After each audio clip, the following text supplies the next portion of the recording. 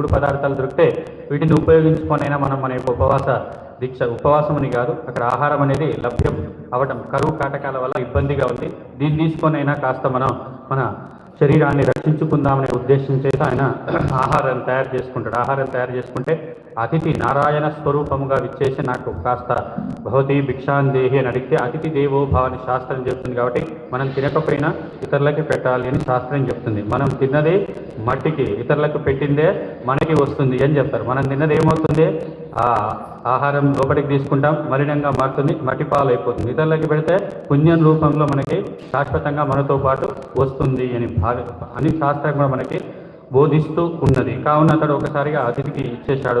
ఆయన తయారు చేసుకున్నటువంటి ఆహారంలో సగభాగం వెళ్ళిపోయింది.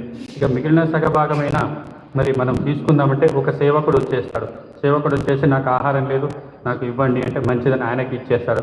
ఇక మిగిలిన ఆహారమైనా తీసుకుందామంటే భార్య, పిల్లలు మొదలైనటువంటి వాళ్ళు వచ్చేస్తారు. వాళ్ళు అందరం తీసుకుందాము అనేటటువంటి సందర్భంలోనే మరి ఇంతలో కొన్ని కుక్కలను వెంట పెట్టుకొని ఒక వ్యక్తి వచ్చి ఆకలి కాస్త నాకు దయచేసి ఏదైనా ఇవ్వండి, చనిపోయేటటువంటి పరిస్థితుల్లో ఉన్నానంటే అది కూడా తీసుకెళ్ళి వాళ్ళకి ఇవ్వడం అనేది జరుగుతుంది. ఇక అన్నీ పోయినాయి, కనీసం మంచినీళ్ళైనా తాగి కూర్చుందాము, దీక్షా విరమణ చేద్దాము, ఇక మన ప్రాణాన్ని కాపాడుకుందామని అనుకుంటాడు. ఆయన అనుకుంటే ఆ మంచినీళ్ళు తాగేటటువంటి సమయంలో ఒక చండాలుడు వస్తాడు. చండాలుడు వచ్చేసి అయ్యా దాహం నీళ్ళు పోయకపోతే నేను ఇప్పుడు చనిపోయేటటువంటి పరిస్థితుల్లో ఉన్నాను అంటాడు. అంటే అప్పుడు మనమే ఉంటే ఏం చెప్తాను చెప్పండి, బాబు నీళ్ళు లేవు, ఏది లేదు, పక్కకి వెళ్ళిపోయా, ఉన్నదంతా కూడా అయిపోయింది, ఉన్నదంతా మీకు పెడితే మేము తినొద్దా ఏమిటి అని మనం సహజంగా అంటారు. మామూలు ఇట్లాంటి విషయాలు ఏవి తెలియని వ్యక్తులైతే వాళ్ళ నోటి నుంచి వచ్చేటటువంటి మాటలు ఇవే. కానీ వారు ఏం చెప్తారంటే అన్నము లేదు కొన్ని మధురాంబువులున్నవి. పోతన మధ్యలో వాడు తెలుగు పద్యం, అన్నం లేదు నీకు ఎట్టడానికి, నువ్వు వచ్చావు కానీ నేను అశక్తతను ప్రదర్శిస్తూ ఉన్నాను, నీకు నువ్వు భవతి భిక్షాందేహి అని వచ్చావు, నీకు అన్నం పెట్టేటటువంటి స్థితిలో కూడా నేను నాకు కాస్త సిగ్గుగా ఉంది, ఎందుకంటే పెట్టలేకపోతున్నాను, నువ్వేమో అర్థివై నన్ను అడుగుతూ ఉన్నావు. అన్నము లేదు కొన్ని మధురాంబువులున్నవి రావన్న శరీరధారులకు నాపద వచ్చిన వారి యాపదల్ క్రన్ననమాంచి వారికి సుఖంబుల్ చేయుట కన్న నుండు మేలున్నదే. శరీరధారులకు ఆపద వచ్చినట్లయితే వారికి సహాయం సేవ చేయటం కంటే వేరే గొప్పనైనటువంటి భాగ్యం ఏమున్నది, ఏమీ లేదు. కాబట్టి మేలున్నదే నాకు దిక్కు పురుషోత్తముడొక్కడే చుమ్ము పుల్కసా ఆయన నీకేం ఇవ్వలేకపోతున్నాను అని ఆయన ఒక్కసారిగా ఆ ఉన్నటువంటి మంచినీళ్ళు ఆయనకి ఇచ్చేశాడు. ఆయన దగ్గర ఇప్పుడు అన్నీ ఏమీ లేదు. ఇదే సంఘటన మనకి రామాయణంలో కూడా విశ్వామిత్ర మహర్షి గారు ఆయన రాజుగా ఉంటాడు. రాజుగా ఉండి ఋషి నుంచి మహర్షి నుంచి బ్రహ్మర్షి ఈ పదవులను వారు పొందటం జరుగుతుంది. ఇక చివరిగా ఆయనకు పరీక్షలు వస్తూ ఉంటాయి. మొదట కామానికి ఓచుడవడం, తర్వాత రెండోసారి క్రోధానికి ఓచుడవడం, మూడవసారి కూడా పరీక్ష పెడతారు. కాష్టభూతం ఒక్కటెప్పులలాగా అయిపోతుంది అతని యొక్క దేహం.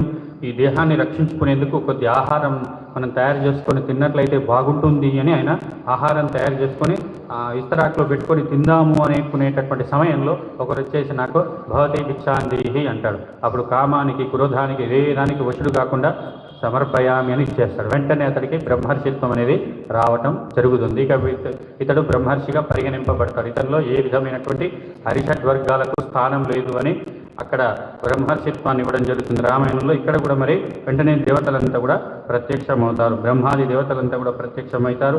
రంతిదేవుడు నమస్కరిస్తాడు. రంతిదేవ నీకు పెట్టినటువంటి పరీక్షలో నీవు నెగ్గినావా, పరమపదం కూడా మీకు మేము ప్రసాదిస్తున్నాము అని వారిని ఆశీర్వదించడం కూడా జరుగుతుంది. కాబట్టి ఇక్కడ ఏమిటి అంటే మనకి త్యాగం చేయాలి. త్యాగం కొంతమంది ఎలాగుంటారంటే నా చిన్ని బొజ్జకు శ్రీరామ రక్ష, నేను తిట్టే చాలు, నా కడుపు నిండితే చాలు, ఎదుటివాడు పస్తులున్నా ఉపవాసాలున్నా వారికి ఏమైనా పర్వాలేదు అనేటటువంటి భావన ఉంటుంది.